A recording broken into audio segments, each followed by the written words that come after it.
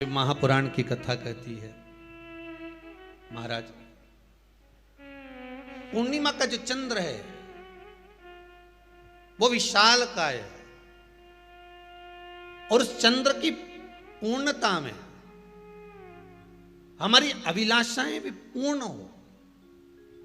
आप आस्था चैनल के माध्यम से जितने लोग कथा सुन रहे हैं, फेसबुक यूट्यूब पर जितने कथा सुन रहे हैं और कुबेरेश्वर धाम में जितने कथा सुन रहे हैं, आप में से कितने लोग हैं जो पूर्णिमा का व्रत करते हैं? जो माताएं करती हो जरा हाथ उठाइए। पूर्णिमा का व्रत जो करती है, करते हो ना आप लोग? रखिए हाथ।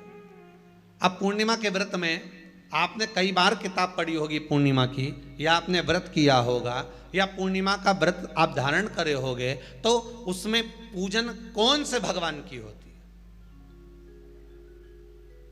पूर्णिमा के व्रत में किस भगवान की पूजन होती है? तो कहा पूर्णिमा के व्रत में केले के खंभ लगाकर पूर्णिमा का जो अध्यापन होता है, पूर्णिमा की जो पूजन होती है, उस पूजन में शंकर और पार्वती की पूजन की जाती है, शिव और नारायण की पूजन करी जाती है, शंकर और पार्वती का स्मरण किया जाता है। किसकी पूजन होती है? शिव पार्वती।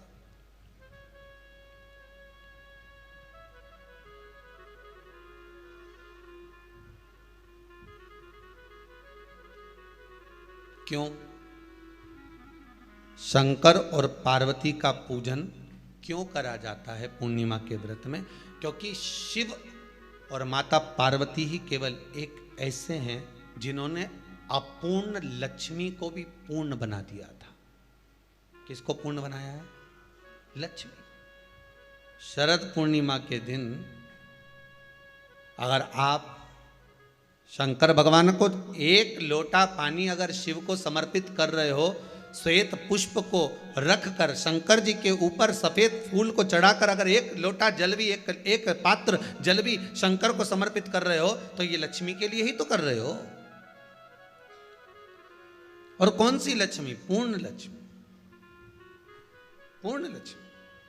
आपको पहले भी कथा में कहा, एक बार भगवान विष्णु के सामने लक्ष्मी मैया ने बहुत तेज स्वर में कह दिया था, नारायण, दुनिया के लोग आपका नाम जपते हैं, दुनिया के लोग नारायण नारायण कहते हैं, दुनिया के लोग आपका भजन करते हैं, पर सत्य मायने में कहूं ना तो मेरे बिना दुनिया के लोगों की नहीं चल सकती। मेरे बिना दुनिया नहीं चल सकती, संसार मेरे बिना नहीं चल सकता। भगवान विष्णु ने कहा, ये तो गलत है लक्ष्मी आपका कहना। एक दिन लक्ष्मी को अहंकार आ गया। अहंकार के संबोधन जब माता लक्ष्मी कहने लगी तो भगवान, उसी समय पर भगवान विष्णु को क्रोध आ गया और भगवान विष्णु ने कह दिया, लक्ष्मी तू इतनी बड़ी बड़ी बात कहती है कि तेरे बिना नहीं रह सकती संसार। मैं तुझे कहता हूं लक्ष्मी, तू अपूर्ण है। तू अपूर्ण है, तू पूर्ण कब हो गई?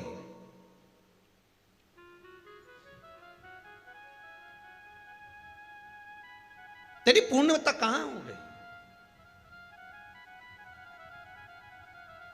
लक्ष्मी की आंख से आंसू बहने लगे। आज आपने मुझे अपूर्ण कहा है। आपको मालूम है आप मुझे अपूर्ण कह रहे हो? आपको ये ज्ञात हो रहा है आप मुझे अपूर्ण कह रहे हो? भगवान कहते हैं, हाँ लक्ष्मी, मैंने तुझे अपूर्ण कहा है। अपूर्णता का मतलब आप जानते हो ना? भगवान कहते हैं, लक्ष्मी मैं सब जानता हूं। लक्ष्मी रोती हुई माता सरस्वती के पास पहुंच गई। सरस्वती ने पूछा, क्या बात है लक्ष्मी, क्यों रो रही हो? लक्ष्मी जी ने कहा, क्या बताऊं सखी, मेरे पति ने आज मुझे अपूर्ण कह दिया है। तो क्यों रो रही है तू? अपूर्ण अगर कह दिया, पति ने ही तो कहा है ना, तो क्यों रोना? चल मेरे साथ में। और सरस्वती मैया माता लक्ष्मी को लेकर सीधे पहुंच गई माता पार्वती के यहां। माता पार्वती के यहां जब पहुंची है, माता पार्वती जी ने लक्ष्मी जी को देखा और सरस्वती को देखा तो पूछा कि बात क्या है, क्या हो गया ऐसा, क्या हुआ, क्या है ऐसा जो तुम दोनों आज मेरे पास में आई? क्या हुआ? पार्वती जी कुछ बोलती, शिव जी का ध्यान माता सरस्वती की ओर और लक्ष्मी की ओर गया और भगवान शंकर जान गए कि आज भगवान नारायण ने लक्ष्मी जी को अपूर्ण कहा है। अब देखें माता पार्वती क्या कर सकती है, इसको पूर्ण बनाने के लिए करेगी क्या? क्या हुआ? माता सरस्वती जी बोली, लक्ष्मी को अपूर्ण कह दिया। अपूर्ण कह दिया?